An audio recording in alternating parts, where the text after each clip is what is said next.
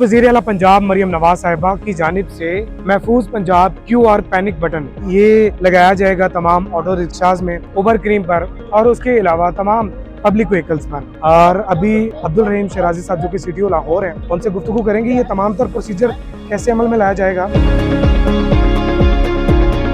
Sir बहुत शुक्रिया आपके कीमती वक्त का। बताइएगा पैनिक बटन का असल मकसद क्या है? बेसिकली पैनिक जो बटन है ये महफूज पंजाब और महफूज रोड, महफूज सफ़र के अंदर एक काविश है। इसमें जितनी भी आपकी पब्लिक ट्रांसपोर्ट या पैरी ट्रांसपोर्ट आपको रिक्शे शुरू किया, इसके बाद जो कैब हेलिंग सर्विसेज हैं, ऊबर, करीम, इन ड्राइव और इवन जो मोटरसाइकिल्स यूज होती हैं उन पर लगेगा।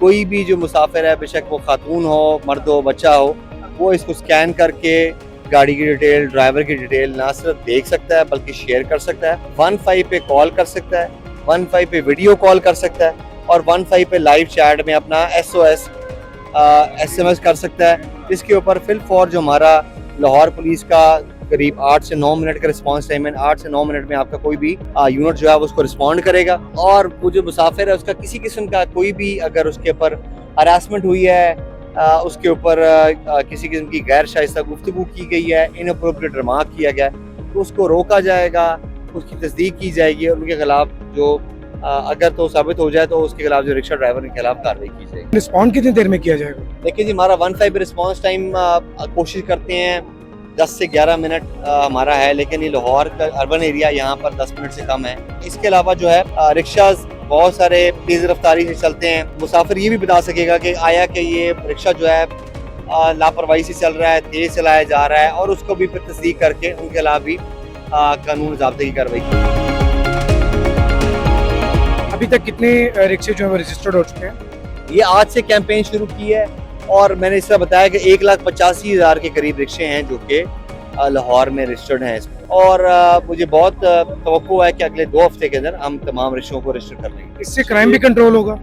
इससे बिल्कुल क्राइम कंट्रोल होगा, क्योंकि मैं चूँकि लाहौर में मैंने बतौर SPCA काम किया हुआ, तो बहुत सारे मैंने ग्रोह इस तरह पकड़े, वो होते वारदाती हैं लेकिन वो जो रिक्शा ड्राइवर का रूप धार लेते हैं। बिल्कुल उसका रूप धार के, ये तो बेचारे हमारे वो हैं मेहनत कश हैं जो कि अपनी हरकरेजी करके बीवी बच्चों के लिए अपना रोजी रोटी कमाते हैं, उनकी भेस में वो वारदातें करते हैं। तो इसमें ज़ाहिर बात है इस तरह का बंदा अपने को रजिस्टर नहीं कराएगा, और जब रजिस्टर नहीं होगा तो वो सामने आ जाएगा, नुमाया हो जाएगा, और उसके अलावा हम कानूनी कार्रवाई करेंगे। सिर्फ रिक्शे को ही रजिस्टर किया जाएगा? जो राइड हेलिंग सर्विसेज में ऊबर, करीम, इन ड्राइव और बहुत सारी ऐसी मोटरसाइकिल की कंपनीज भी हैं जो कि अब आपको राइड हेलिंग सर्विसेज देती हैं, उन सबको इनका पाबंद करेंगे, और जो ये नहीं करेंगे उनकी परमिट्स भी कैंसिल होंगे और उनके खिलाफ कानूनी कार्रवाई भी होंगे, चालान भी होंगे, उनकी गाड़ियाँ इम्पाउंड। सर बहुत शुक्रिया। अवामी रिक्शा यूनियन के चेयरमैन गौरी साहब ऐसे मौजूद है। सर बताइएगा कि इससे क्या फ़ायदा होगा जो QR कोड नस्ब किए जा रहे हैं स्क्रीन पर?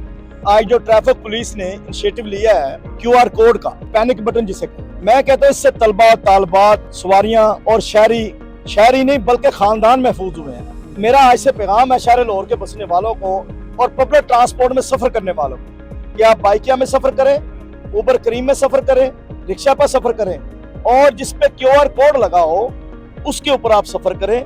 जैसे ही आप QR कोड को स्कैन करेंगे आप लिंक हो जाएंगे सेफ सिटी के साथ, ट्रैफिक पुलिस के साथ और पुलिस के साथ। किसी भी हादसे की शक्ल में, किसी भी मिसहैप की शक्ल में, वो ड्राइवर के साथ हो या पैसेंजर के साथ हो, हर वक्त पुलिस आपकी मदद के लिए पहुंचेगी। शुक्रिया ट्रैफिक पुलिस लाहौर, CTO साहब और अवामी रक्षा यूनियन ने इसमें कलीदी किरदार अदा किया।